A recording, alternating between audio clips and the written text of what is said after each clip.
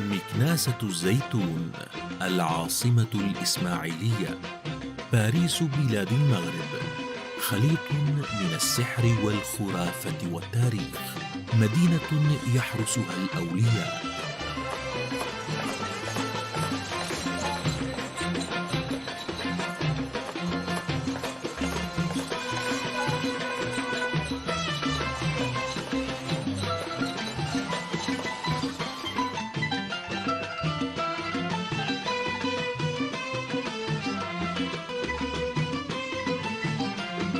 شويخ من أرض مكناس وسط الأسواق يغني، وش علي أنا من الناس وش على الناس مني.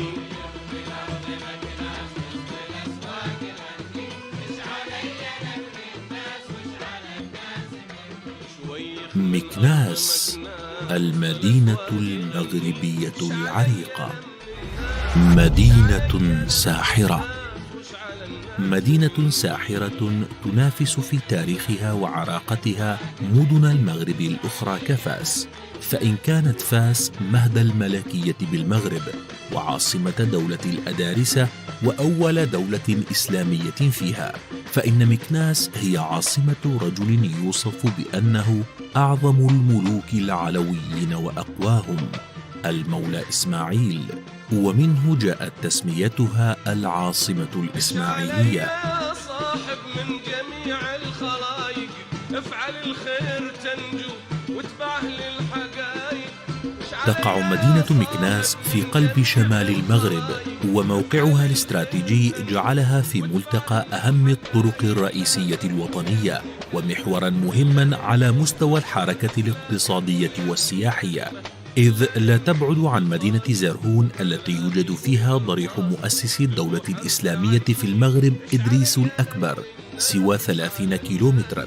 كما تزخر بالمواقع التاريخية التي تنافس بها أكبر المدن المغربية، مثل ساحة الهديم التي تنافس فيها ساحة جامع الفنا في مراكش وساحة بوجلود في فاس، إذ يتواجد فيها باب المنصور لعلج، ويعد أحد أضخم الأبواب وأجملها في العالم العربي والمغاربي، وذلك لضخامته إذ يبلغ طوله 25 مترا، ولزخرفته ونقوشه العجيبة شيده المولى إسماعيل في أواخر القرن السابع عشر. تم قول مبين ولا يحتاج عبارة، مش على حد من حد افهموا ذي الإشارة. تمتاز مكناس بأنها مدينة الأسوار التي تحيط بها من الجهات الأربع، والمؤثثة بعشرات البوابات العالية، ويبلغ طول هذه الأسوار ما يقارب 50 كيلومترا. كذلك تزخر مدينة مكناس بمآثر تاريخية عديدة، إذ تعد إحدى المدن التي حافظت على مظاهر التراث القديم وآثار بنايات السكان القدماء.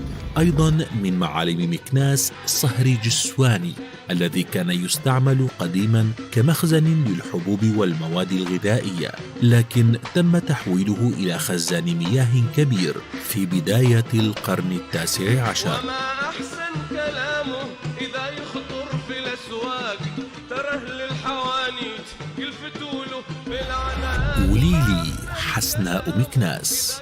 وليلي أو مدينة وليلي موقع أثري يعد من أقدم المواقع الرومانية، ليس في المغرب فقط بل في شمال إفريقيا كلها، حيث أثبتت التنقيبات الأثرية أن أصول مدينة وليلي تعود على الأقل إلى القرن الثالث قبل الميلاد.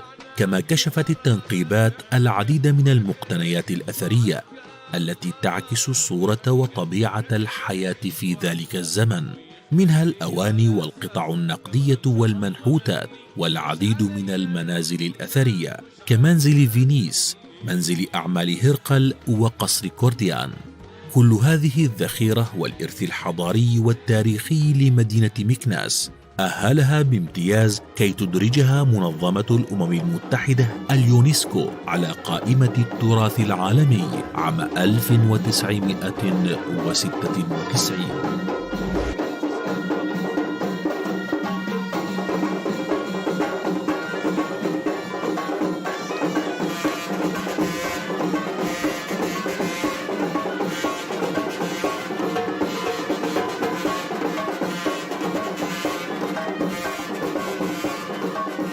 هذه هي مكناس، مدينة طليقة الأنفاس، عتيقة وثرية بتاريخها وحضارتها.